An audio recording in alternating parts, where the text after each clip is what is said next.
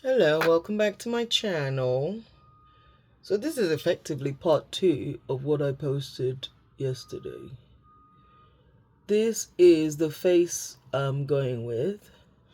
And what I've done is I have made it as simple as possible. I'm wearing powder foundation so that if later on I actually want to wear proper foundation, like liquid foundation, it won't be too much of a faff to take this off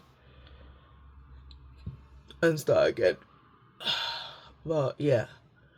And somehow I've managed to overline my lips, which when I did it, all it reminded me of was Jessie Nelson from Little Mix. So it looks weird, but it's okay. And my face is a bit ashy because I'm wearing powder foundation. So, powder foundation really should be worn in the summer.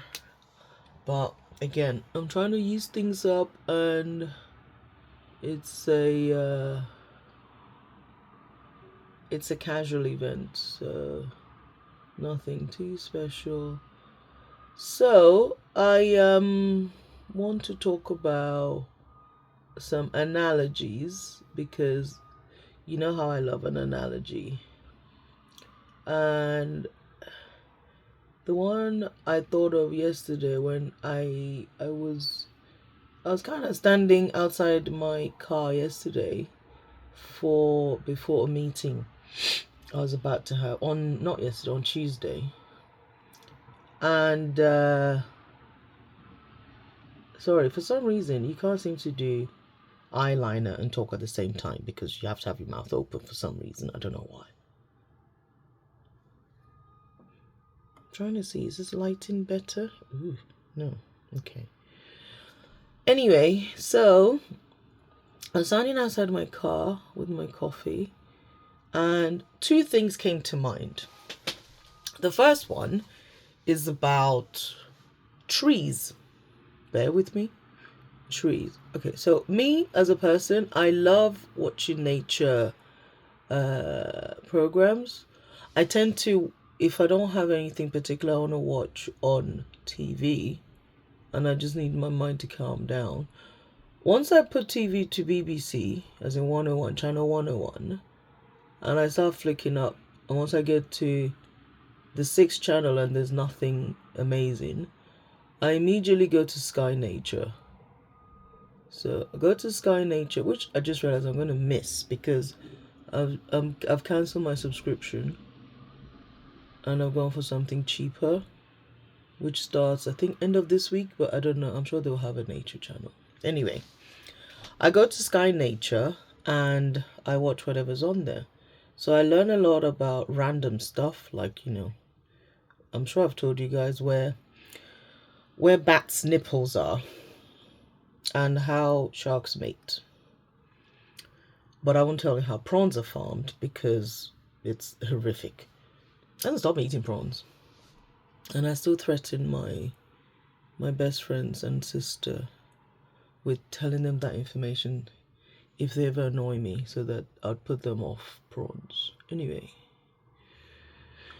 So trees, I was looking at the tree in front of me, and for the trees that don't I think this thing is really drying because every time I put it on, my eyes feel funny. I used to think it was the mascara, but I put my mascara on before I started my face, and my eyelashes are fine. But once I put this on, it is the roller liner benefit. I think it does something because it feels like there's stuff inside my eye, so I think it's the eyeliner. Anyway, trees, no, for the ones that stay. So I don't know anything about trees, by the way, don't quote me, but for majority of trees that we regular people, non-tree specialists, see, there's some that don't shed their leaves at all when the weather changes. I think they're called evergreen, right? And then there's the ones that do shed their leaves. And I remember reading something about, no, watching something that Sir David Attenborough was talking about trees, and he was explaining what happens when the weather changes, where they basically change color because the tree soaks back something, some sort of nutrient or something from the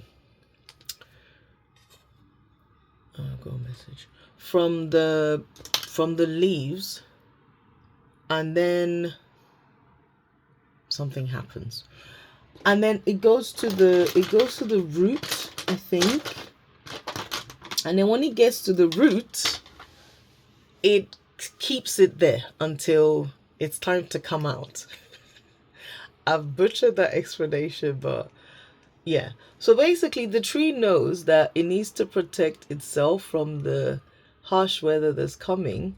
So it retains its nutrients by sucking up all the stuff on the leaves, and it goes down to the root, right? And then when it goes to the root, something else happens.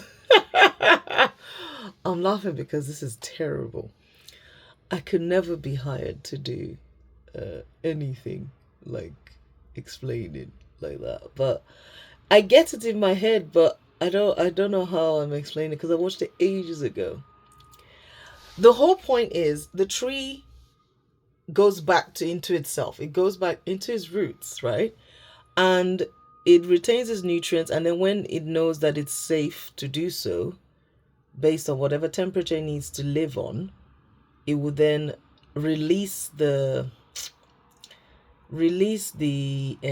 nutrients again or whatever to make them come out again, right? Okay, got it. Okay, this is school, y'all. And then and also another thing it does is like the tree knows how to protect itself from any outside anything that's going to come and try to not attack it, but obviously use it in order for them to survive, for that thing to survive. Which means it coats itself in something that protects it from the elements, as in snow, ice, blah, blah, blah, but also from like insects or squirrels or whatever, okay? So I was looking at this tree, I was looking at the leaves, and I was thinking like, there's a lot we need to learn from nature. There's a lot we can learn from nature if we did more research, if we paid better attention and things like that. There's so much we can learn from nature. So when you have situations that arise, I'm not wearing concealer, that's why you can still see the bags under these eyes, but this is the face we're going with. It looks better in real life than on this thing because of this. There's a window here. I'm not going to use this one. This will set it. It will set your face. Those who know. So I'm not trying to overset it because it's a bit dry. Like, bear with me.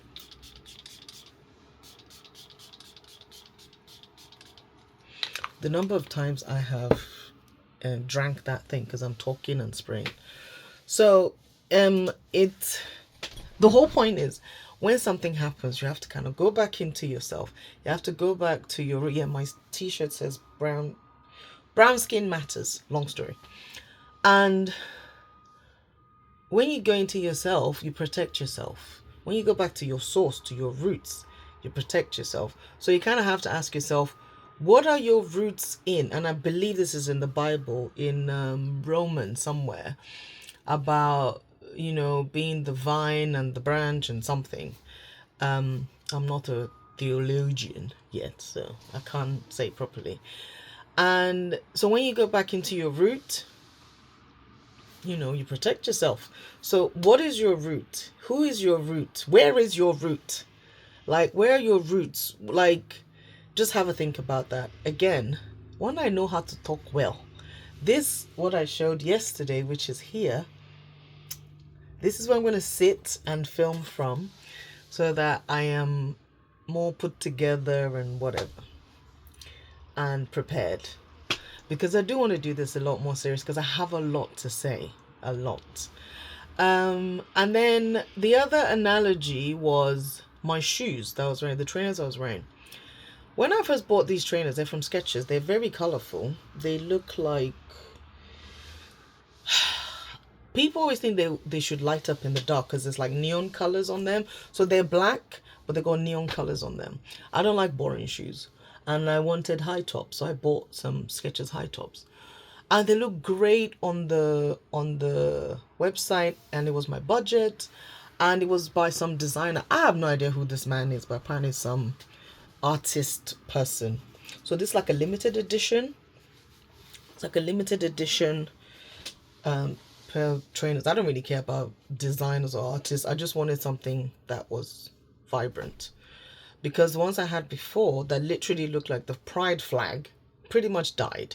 I had those trainers for maybe 4 years, and I love them. Absolutely love them. They were just perfect. I just slipped my feet into them and they were good to go. The laces, everything was, it was just perfect. I wore them throughout my pregnancy.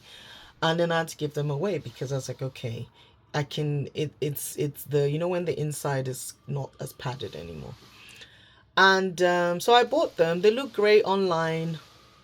They were my size and everything, and they were my budget. And I bought them. But then when they came and I saw them, I didn't like them. And I was like, but it's the same as the picture, but I just didn't like them. I just didn't like them. And I don't know if it was my frame of mind or whatever. I just didn't like them. And I missed the old trainers quite a lot. And I regretted that I'd given them away to charity. And I just really, because I hung on to those trainers as long as I could. And then I had to get rid of them. And the funny thing is, even though I got these high tops, because I needed high top, like wedge sneakers, whatever they're called, and I was like, I've spent a lot of money on this, my budget. I can't buy another one, so I kind of didn't wear them for a very long time. I want to say like a year. I didn't wear them, but I made sure I put them where I could see them, and then over the past couple of weeks, I've been wearing them because I don't know where I was. I went somewhere and I wore a different pair of trainers, and they weren't very comfortable. And I thought, oh, let me wear high tops, because the way my feet are set up, they're really flat. So I always need a bit of like height, but I didn't want to wear heels. And again, like I said, I haven't yet, like I said yesterday, I haven't brought out my winter boots yet. So I was like, okay, let me wear these trainers because they're a bit more, they're less casual. They're more smart casual somehow. So I put them on. I was like, oh, okay, it's not too bad. So I wore them with a certain pair of socks. I was like, it's okay. And then the following day, I wore them with a different pair of socks. I was like, oh, I wore them with socks I bought from Skechers. I was like, okay, they feel better. And then I wore them again and again and again. And now they are so comfortable. They weren't uncomfortable before. I just didn't give it a chance to bed into it, like, my feet or whatever. And I guess my point is, because when I was looking down at my feet after looking at the trees yesterday, I thought, imagine if I'd given up on these shoes. Because that's what I was going to do. I was going to put them on Vinted and sell them. Imagine if I'd given up on them. Like, I wouldn't have these enjoyments that I'm enjoying with the shoes. So, the moral of that story is give it time and keep trying. I know it's as basic as a shoe, but give it time and keep trying. And before you know it, it'll be perfect for you because you're working with it. I had to work with the shoes. I had to change the socks. I had to loosen the laces to a particular degree to get it perfect. And again, I know this is such a simple analogy, but it applies to every aspect of life. You can't give up too quickly. You have to keep trying. I put that, but the thing is, I made sure I put the shoes or whatever the thing is in a place where I can see it. It has to be visible. Otherwise, you're going to forget about it. So I put it where I saw it every single day when I went to get my shoes from the downstairs cloakroom. They were there they were there all summer. And I'll just look at them and I'll pick something else. Look at them, pick something else. But with the weather change, I'm like, okay, I need something that's going to do a bit more for me and protect my feet and still look good and this, that, the other. So let me just give this another try. So the moral of the story is two things. Remember your roots. Find what your anchor is, what your root is, and you have to go back to that. Sometimes you have to, it's your safe place when things are winter-ish outside, somewhere for you to go to. And also give yourself time to get used to a new normal, whatever that is. Give yourself time, give yourself grace, and keep trying, because you will regret if you don't try. That is all I have for you guys today. I hope I was able to impart some sort of knowledge. And I think with me launching my businesses, I feel a bit calmer in my head, and obviously with some other decisions I've made for myself personally, I feel a lot calmer. I feel a lot more focused, and I feel like I finally got started. I finally got into my groove, and it's only going to get better. All right. Peace and love. Thanks for watching. Please remember to like, share, and subscribe. Okay, bye.